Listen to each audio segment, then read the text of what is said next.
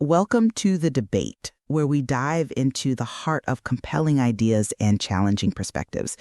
Today, we're unpacking Bill Vincent's influential book, Tuned In, a guide that promises to help us hear God's voice in, well, an incredibly noisy world. Right. And the big question we're grappling with today is this.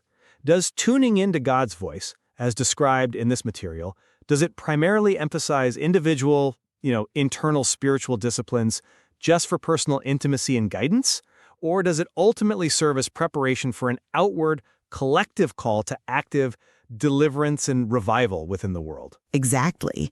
And from my perspective, tuning in is fundamentally about cultivating those individual spiritual disciplines for personal intimacy and guidance.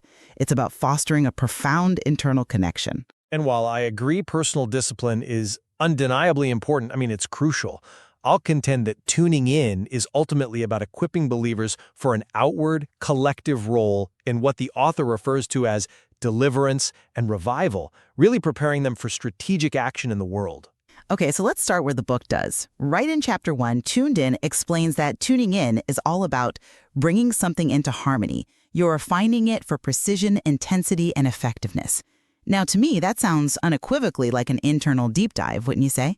The author consistently highlights these disciplines of divine adjustment and the absolute necessity of sacred silence, concepts you find woven throughout chapters 1, 3, and 10, to achieve this internal harmony. To truly hear God's voice clearly, the book asserts one must actively silence both internal and, what seems to be perceived as external noise. But what kind of noise are we talking about? The author specifically identifies these as things like the worry channel, the offense channel, and the nostalgia channel right there in Chapter 1. Look, these aren't external broadcasts. They're our own internal mental and emotional preoccupations. Okay. He further discusses muting things like social media, busyness, or stubbornness. That's from Chapter 2. And what he calls the clutter of worldly concerns, the noise of ungodly influences, and the static of unresolved sin from Chapter 6. Notice how even worldly concerns and ungodly influences are framed as static, something that interferes with our personal reception. A key component of this tuning in, as discussed in chapters 3 and 4, is fostering honesty in relationship with God, allowing for even lament and vulnerability in prayer. This is deeply personal stuff. The material repeatedly points to the still small voice of God. That's in chapters 6 and 7, a voice that requires personal stillness and quiet reflection.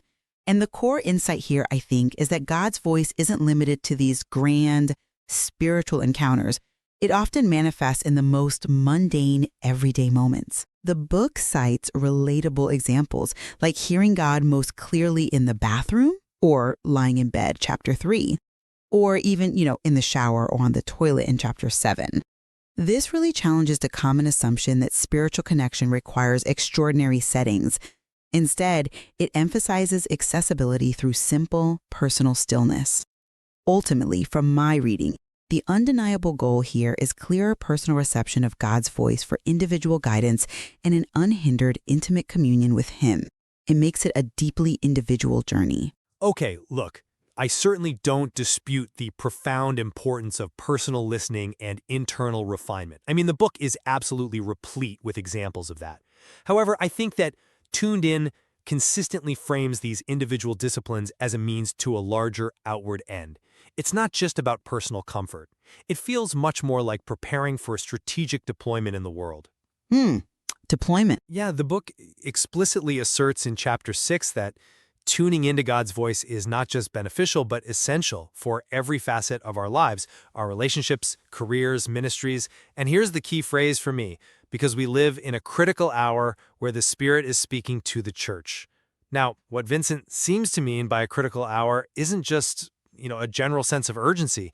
It seems to be a specific belief that we are in a unique, pivotal time for spiritual awakening, and that God is speaking to the church as a collective body, not just individuals in isolation, about this specific moment. Okay. This perspective really shifts the emphasis, I think, from personal comfort to preparing for a broader spiritual context. The material connects individual obedience to running a race and taking divine pit stops for ultimate victory. That's chapter 5.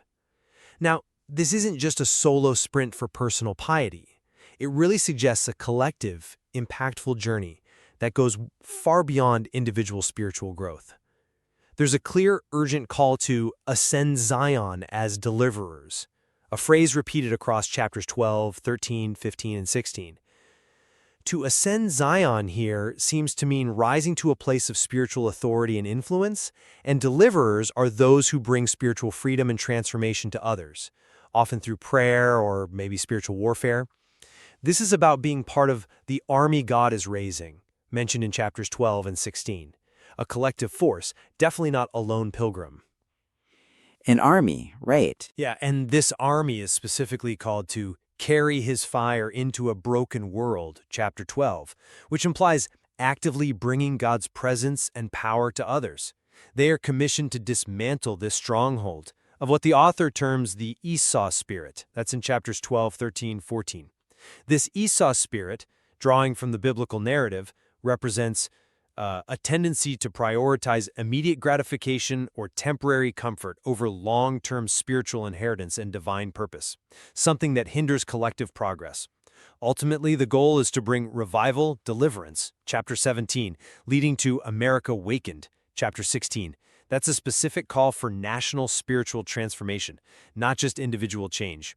Even the book review cited mentions prophetic insight and practical application, urging readers towards active obedience and divine partnership. This active, outward role is further underscored by the idea of becoming revelators of divine secrets in chapter 16, those who receive and then declare divine truths for others. So, my contention is that tuning in equips believers for significant, active ministry and global transformation, making the outward impact the ultimate purpose. You've certainly laid out a powerful case for that outward focus. However, I think the nature of the noise and clutter the book describes really reinforces the idea that the primary battleground for clarity is, well, an internal one. The material's focus for me consistently targets internal distractions and unconfessed sin. Chapter 1, for instance, speaks of spiritual channels we have no business watching, like the worry channel or the offense channel. These aren't external societal issues per se. They are intrinsic, emotional, and mental preoccupations within us. Chapter 6 similarly highlights hidden sins and unresolved sin as interference, clearly pointing to a personal, moral battleground, a blockage in our internal communication line with God. We see further metaphors in chapter 10 referring to cluttered closets of our souls, and chapter 11 to the junk under the bed. All very vivid imagery for internal spiritual tidiness. These aren't calls to clean up the world's closets, right? They're calls to clean up our own. This perspective emphasizes that the battle for clarity in hearing God is fought first and foremost within oneself by purifying one's inner environment. The goal is to get our inner radio clear so we can receive God's voice for our lives. It feels like it's about personal spiritual hygiene for personal reception. Okay, advocate, while you've effectively highlighted the personal side of internal noise, how do you reconcile that with the book's clear directives about confronting external societal noise and systems? Because while internal static is certainly a factor, the material also points to significant external noise that needs to be confronted, seemingly for the sake of collective impact. Chapter 14, for instance, in its discussion of the Daniel choice, explicitly refers to Babylon's system and the seduction of its culture as a form of intoxication that must be refused. Now, Babylon's system isn't just an internal thought. In Vincent's work, it seems to refer to worldly systems, structures, cultural values that oppose God's kingdom and can, intoxicate believers away from their spiritual calling. That sounds like a societal structure, an external influence that demands a conscious choice to refuse. A choice, yes. And chapter 3 mentions competing stations of worldly agendas that clamor for bandwidth. These are not solely internal distractions, are they? They feel like external forces seeking to divert collective attention and purpose. The noise isn't just personal distraction, it's also presented as societal compromise and spiritual stagnation. That deliverers, those called to bring spiritual freedom, are called to actively confront and dismantle, as we see in chapter 12, for revival to actually happen. This implies that clearing the static involves more than just personal quietude. It's preparing to collectively project a divine signal into the world, thereby changing the external noise and environment for others. So while personal tidiness is maybe a starting point, it doesn't feel like the end goal when the book talks about Babylon. That's a critical distinction, and I appreciate you emphasizing those external references. However, even when the book mentions Babylon's system, isn't it often in the context of an individual's choice to resist its seduction? Like you said, the Daniel choice? It seems to be about maintaining personal integrity within a corrupted system, precisely to preserve one's ability to hear God clearly. So while you're right that external forces exist, the book's core message for me remains that the power to resist them comes from that internal clarity. Which brings us to the purpose of obedience. I see why you emphasize the collective impact, but I would offer a slightly different perspective. Obedience, as presented in chapters like Clearing the Static, how obedience that's chapter 8, seems primarily crucial for maintaining personal alignment and ensuring uninterrupted dialogue and clarity with God for ourselves. The text states that immediate action on God's commands clears static from the line, again, chapter 8, directly linking it to one's personal reception. Think about it. If you don't obey, your own ability to hear diminishes. The library book example in chapter 8 is quite powerful here. It illustrates how delayed obedience is costly obedience, primarily in terms of one's personal ability to hear God's voice, highlighting the individual consequence of spiritual congestion. The consequence described isn't that a collective movement gets derailed, but that your spiritual hearing is hampered. It feels like it's about maintaining a clear, direct, personal connection for effective individual guidance so that we can hear what we need to do for our own journey, not necessarily what the collective needs to do first. This foundational individual clarity is maybe what makes any outward action possible later on. I'm sorry, but I just don't quite buy that it's solely for personal clarity. Let me explain why. While individual clarity is definitely a component, the book portrays obedience as a strategic move within a much larger spiritual race. Back to chapter 5, where divine pit stops of prayer and stillness are taken for ultimate victory. Now, this doesn't sound like just a personal race. It feels collective, especially when linked to the call for an army in chapter 12, which implies a shared objective, right? Well, Obedience is framed as unlocking God's promises and activating pipelines, not just for personal benefit, but for what the book calls big success. That's chapters 5 and 18, and the outward manifestation of divine deposits and contagious anointing from chapter 18. Now, divine deposits seem to refer to spiritual resources or gifts God places within believers, and contagious anointing suggests a discernible, transferable spiritual power that impacts others. These aren't concepts tied to merely maintaining an individual connection. They are clearly about outward influence and empowerment. Okay. Influence, yes. And consider the Daniel choice in chapter 14 again. Daniel's refusal of Babylon's feast leads to an excellent spirit that positions him for promotion. This isn't just about internal purity. Promotion in this context implies an outward role of distinction and influence within a societal structure, allowing for greater impact. His obedience created a platform for broader influence, didn't it? This obedience seems clearly for power and impact in ministry and the transformation of the world, serving a much broader, collective purpose than just keeping an individual's line of communication clear. It feels like it's about being effective for others. You make a compelling point about the scale of the impact that obedience can have. Daniel's promotion certainly highlights influence, I grant that. But I'm still not convinced that the primary intention of the tuning in and the obedience right from the start is that collective impact. I believe the material strongly emphasizes that the outward actions stem from an already established, deep personal intimacy and clarity. The foundation is always individual tuning, which then enables a person for a greater work, perhaps. But the initial and ongoing emphasis feels personal. Let's look at the open door and ascension. The emphasis here, for me, still leans heavily toward individual revelation. The open door in heaven, described in Revelation 4:1, referenced in chapters 15 and 16, is consistently presented as an invitation to a deeper dimension of spiritual authority and intimacy, chapter 15. Intimacy, yes, but... And the concept of higher is deeper in the same chapter strongly suggests that this ascension is less about physical movement or even an immediate collective gathering, and more about spiritual growth into personal revelation and a profound internal connection with God. It's about your spiritual journey upward and inward. The powerful analogy of Moses descending Sinai with a shining face, chapter 15, after dining on the glory of God, illustrates a personal transformation through consuming the living word. This aligns with the idea of eating every word from God in chapter 13 for individual spiritual nourishment and transformation. The shining face, after all, was Moses, wasn't it? A visible sign of his personal encounter with God's glory, not the entire nation's, at least not initially.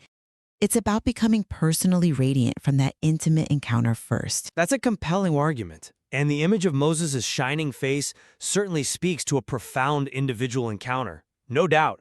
But the question I keep coming back to is, what does that personal glory lead to? For Moses, it led to leading a nation, right?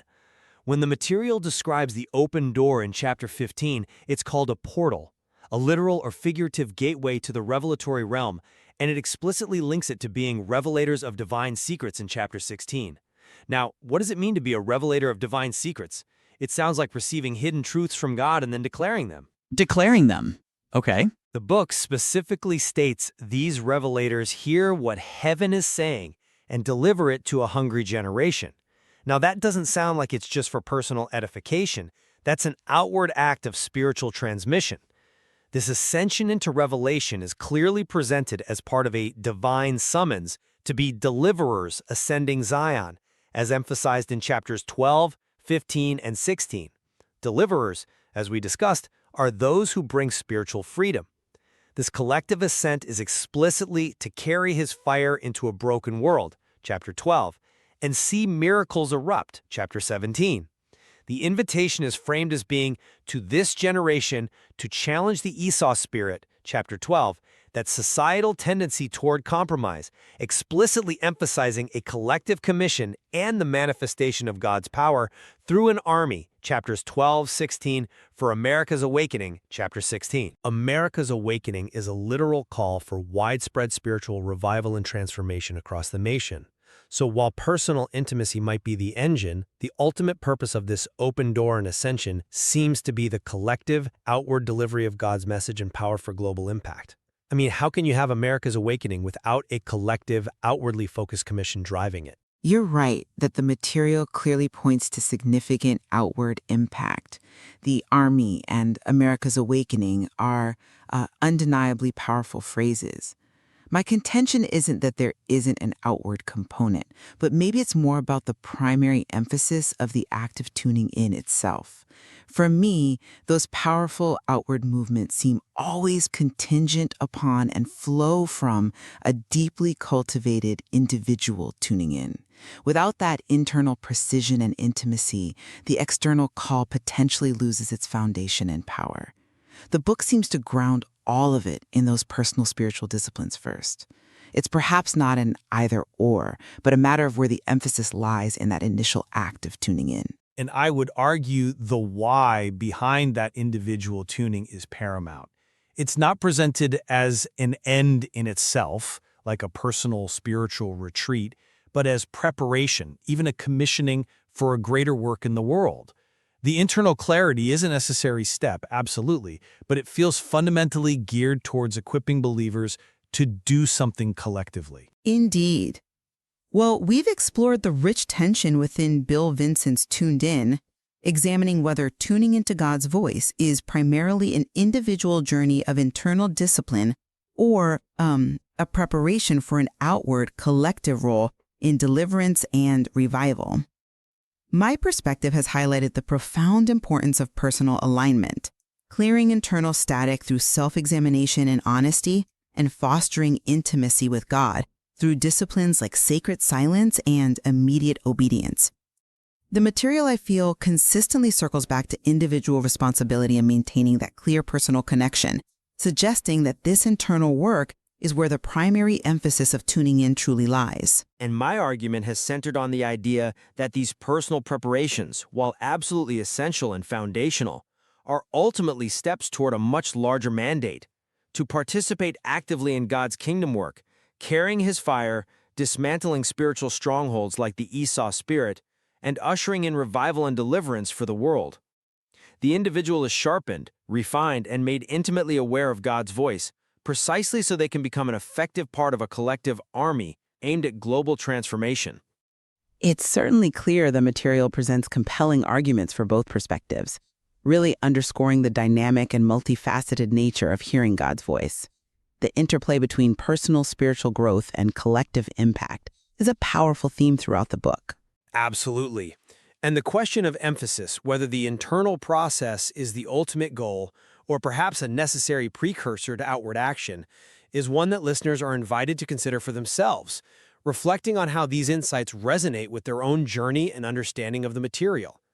There is definitely much more to explore within this rich text, and this debate, I hope, illuminates just how complex and inspiring it truly is.